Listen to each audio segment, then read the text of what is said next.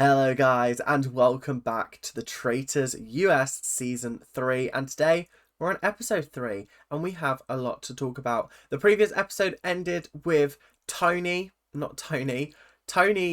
is still somewhere in the castle, but we started with Rob in the turret revealing himself to be the fourth and final traitor, and I was like, ooh, this is exciting, this is cool, but everybody is not particularly pleased to see him. But before we get into all of that, make sure to like, comment and subscribe. Still got a dodgy neck, so that's why I've got the beanbag around me. It's not a fashion accessory, I promise. But either way, hopefully if you are new here and you're enjoying the content and the channel and me whittering on about things that I like to think I know a lot about, make sure to like, comment and subscribe. Do all that YouTube stuff that you guys do so well. And let's get straight into the video, shall we? So, obviously, he's up in the tower, is our Rob. And Rob is a notorious backstabber, manipulator, game player. He's known for his wily schemes, for backstabbing you out in the open, and just for being a very devious player.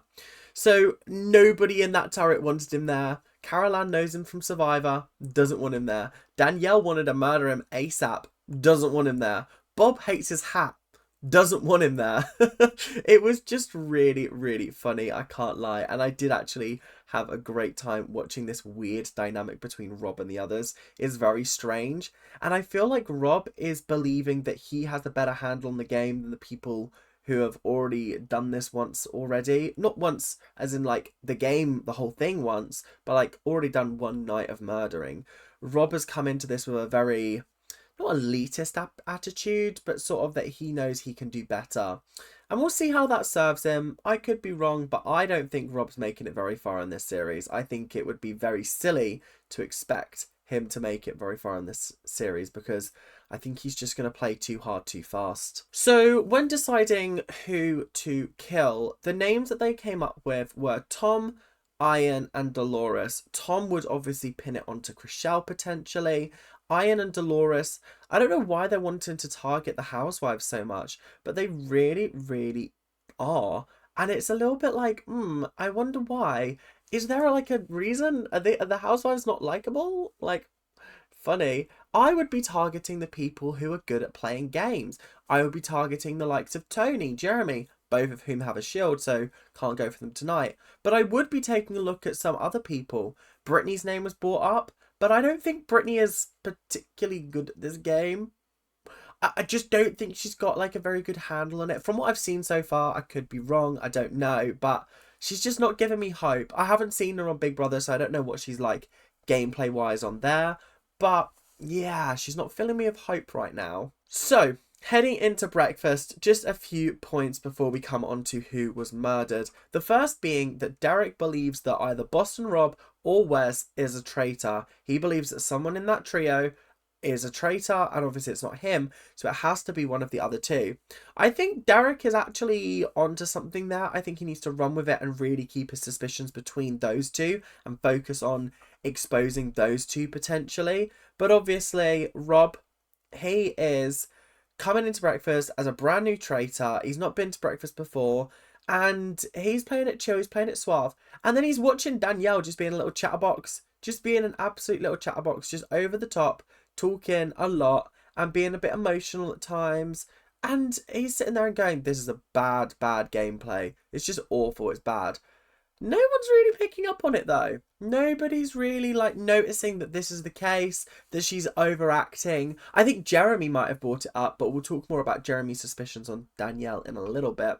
So I feel like Boston Rob, this is not your game, okay? You do not know how to play this game better than anybody else that's in this castle, okay? So chill it, cool it, let's rewind. Let's play it properly now. So out of the 3 people that were murdered, I was really interested to find out that it was actually Ayan that was murdered. I really thought it would be Dolores as a sort of way to bookend the whole Dorinda and Dolores chapter of last episode. But Ayan was murdered, and I was sat there like, that's a strange one. I really wasn't expecting that. I really liked Ayan. I thought she was very funny. She's kind of made me want to watch The Real Housewives of Dubai a little bit. Not massively, but like She's made me want to check out some of her funny moments because she was actually quite entertaining and quite hilarious. I didn't expect her to be, but it's nice that I watch these shows and I get introduced to these people so that when I do go on to watch their actual shows, I have like an idea of what they're like off of the show and out of that environment. Do you know what I mean? It's really nice to sort of see somebody in a more natural, less produced habitat, which I know obviously the Traitors is a very produced place, but like you're not being forced to play a character on a TV show, you're just there being yourself kind of thing. So a few suspicions before we head into the mission. Carolyn was pulled aside by Jeremy and was told to watch Danielle, and immediately Carolyn's like, okay. And then it's like, oh my god, he just mentioned Danielle's name. What am I going to do? Oh my god, Jeremy, why would you do that? No. Oh god, this is terrible. This is absolutely horrendous. I think Jeremy's a lot more switched on than I give him credit for. He noticed that Danielle could either be a very, very strong faithful or she's overacting. And I was like, he's called her out immediately. We're only on episode 3 and someone's already cracked the case. I mean, obviously, we've also got Dylan, who believes that it is Bob the drag queen. Dylan, bless him. Dylan's going to be the Bergie of the series, I feel like. This guy gives me vibes of someone who is so turned on. In fact, he said that. He went, I'm turned on. And I was like, Dylan, do you know how that sounds, right? I know you make like your brain switched on, but like the way you said it did make me chuckle. But he's on to Bob the drag queen. He thinks it's Bob the drag queen, and he's really, really gunning for Bob now. And it is making me a little bit scared because that's now 2 of our traitors that have been sussed in some way, shape, or form. 3 if you count Derek thinking that Rob or Wes is a traitor as well. So, I don't know, I just feel like this team of traitors is really in for a wild ride because something crazy is going to be happening, and I don't think we're ready for this at all. But the last thing I wanted to put out there was that Robin blames Tony for Ayan's death. Ayan voted for Tony at the last round table, so people are believing that Tony could have potentially wanted to get rid of Ayan to take the heat off his name. Obviously, that's not true, but it's interesting that Robin is throwing out a name as a way to sort of make herself seem more faithful. Obviously, she is a faithful, but the other people in the house don't necessarily know that. Okay, we have to talk about this mission and how I feel like it got kind of fucked up in terms of the production of it. Now, on the UK version, I was under the impression that there were 4 doors. One of them was the odd one out, and that was the door that you had to pick. Essentially meaning that there was a logical way to work your way through this puzzle. So the first person, or the first people going in, would have a chance more than just a random 25% chance at each door. I think it was a lot more obvious that that was the case on the UK version. But on the US version, I noticed that they were going through the same doors that they used on the UK version, but they were wrong. And it made sense on the UK version where it was like, okay, all 4 of these doors, or 3 of the 4 doors have 5 circles. This one has 4. This must be the correct door. And it was. But on this one, it wasn't. And I was like, huh?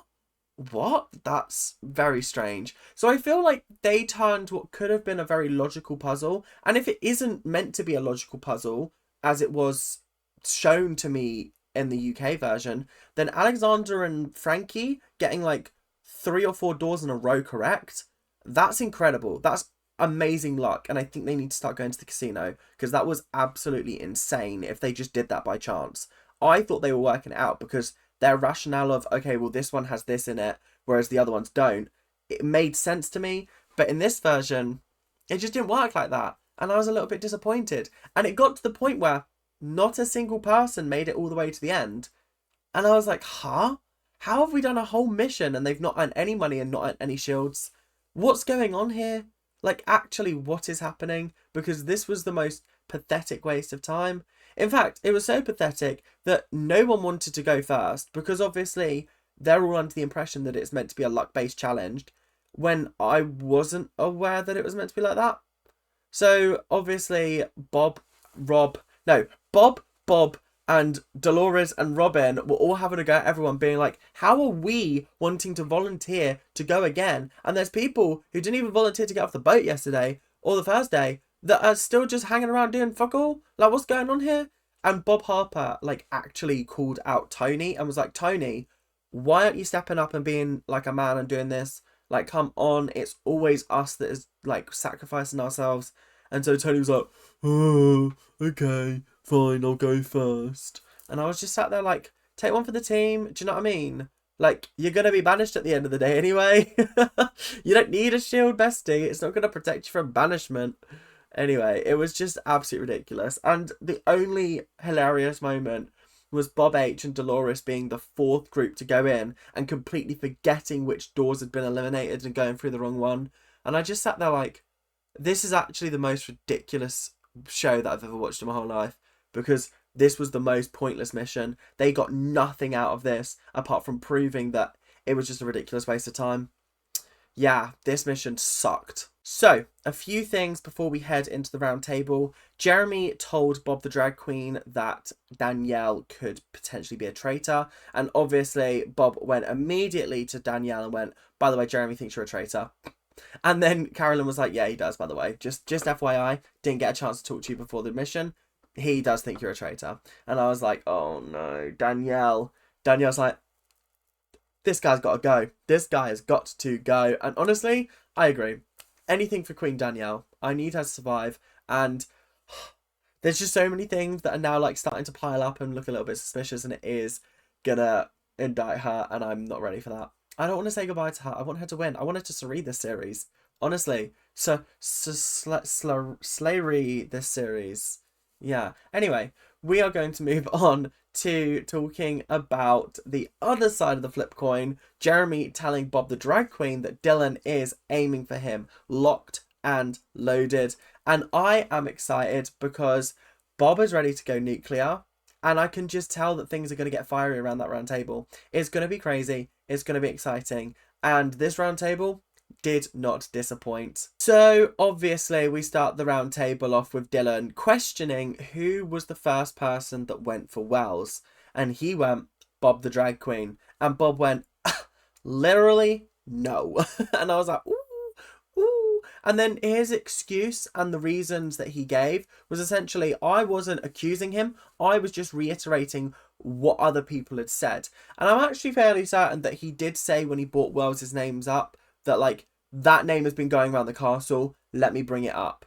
That kind of thing. He didn't actively accuse Wells of being a traitor, so I guess that's fair and valid. And then, obviously, it was brought back onto Dylan that he thought it was Bob the Drag Queen. And Robin was, like, being like, well, you're the one that brought this up. So, and Ayan was there. And conveniently, she's not here to back up this story. And I was like, ooh, yeah, that's actually a really good point. Did they kill Ayan to pin it back onto Dylan? But then, how did they know about that conversation with Ayan? They didn't. So I think it was just a lucky chance that they managed to put Dylan in the spotlight here. But either way, he was asking, this was Bob that is, was asking, why would Ayan's death help me? What sort of possible advantage would that give me in this game? I don't understand. And then Dylan just absolutely crumbled. This man, not a good public debater. And especially when he went up against Bob cut him down into ribbons, and it was a little bit embarrassing to watch, purely because I gave him a lot more credit than, I didn't give him as much credit as I think he deserves. Bob is an excellent public speaker to the point where he comes out with so many good things. I'll come on to what he said a little bit later, but we got to move on to something slightly different right now. So then Gabby brought up the fact that it could potentially be Tony. Tony has been throwing out some random ass names such as Bob H, and there was somebody else as well, but I can't remember exactly who that was. But he obviously was asked, okay, well, what's all that about? And he went, well, I think it's Bob H because you were very quick to get off the boat and you came for me today. And Bob H sat there and was like, I was like the fourth group of people that got off the boat. I wasn't quick to get off the boat. I just got off because we needed to win the challenge. And I was like, do you know what? It's fine. Chill. I was like, Tony, your argument is not making sense here, my lovely. You haven't thought this through. You can't be using that as a defense because That didn't happen. He was the fourth group to get off. If you'd have argued it for maybe like Dolores or Robin, fair enough. But for Bob, really? For Bob Harper?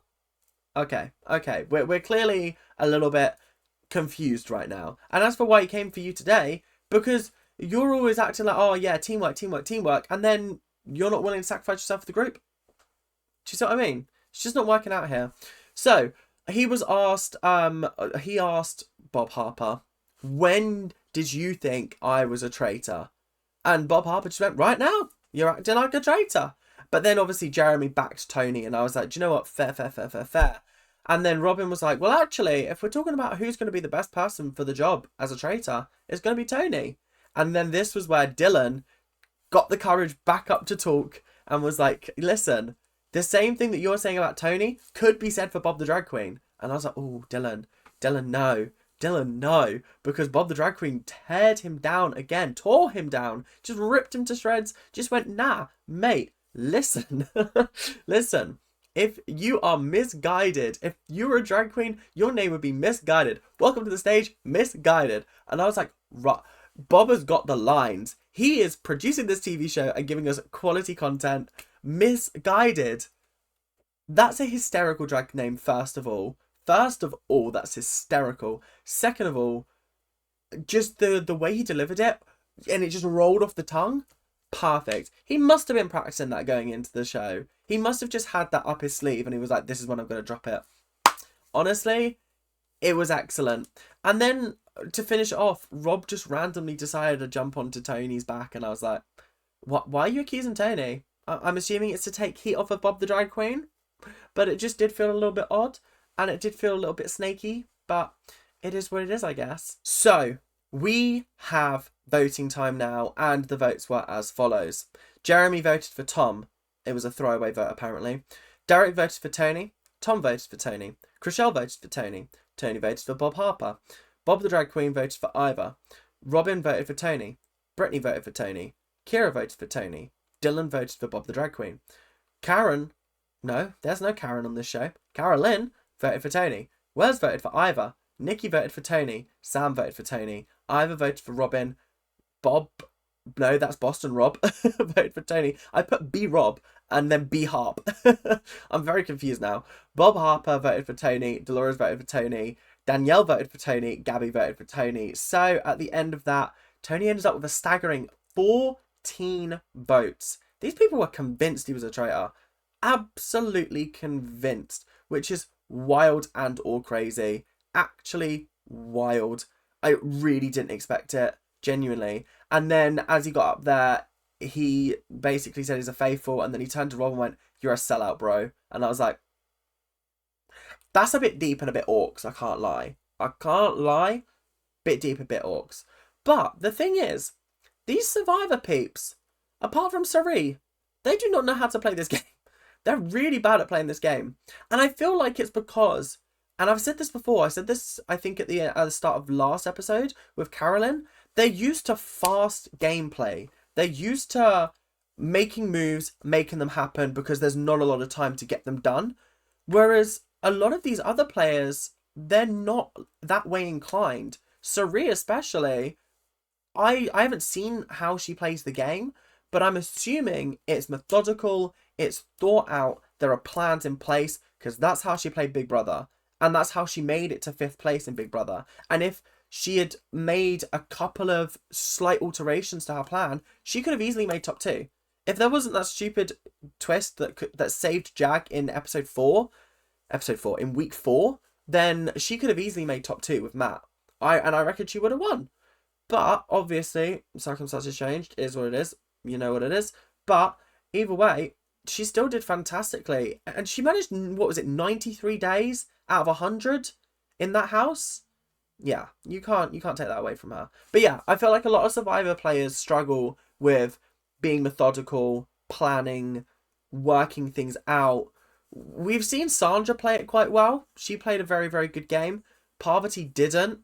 Stephanie didn't really have a clue what was going on half the time. And then, who else was there that's been Survivor? I think that was it. I think there was 2 in season 1, 2 in season 2, and then there's 4 so far in season 3. So, Yeah, interesting. Very, very interesting indeed. So, it's the plain sight murder already. Except it wasn't plain sight. It was they had to go into the secret room behind the bookshelf, write 3 names on a scroll, and then those 3 people would be put into a coffin. And I was like, okay. And it was so funny to just watch them walking around the castle going, okay, where is everyone? Where is everyone? Okay, we've got to meet in this like secret room behind the bookshelf. I think the secret room behind the bookshelf would be good if the players didn't know about it, because the players do know about it. And so it was just a little bit awkward because Gabby walked into the room near the end of the episode and thought she heard Danielle's voice. And I was like, oh no. Oh no. This is not good at all. This is not good, even in the slightest. But we are going to talk more about that twist in the next episode. So that is it for today. Thank you guys so much for watching. Hope you guys have enjoyed. Make sure to like, comment, and subscribe. Do all of that YouTube stuff that you guys do so well. And I'll see you guys in the next episode, whenever that may be. But until then, keep on ranting. And make sure, don't let the traitors bite.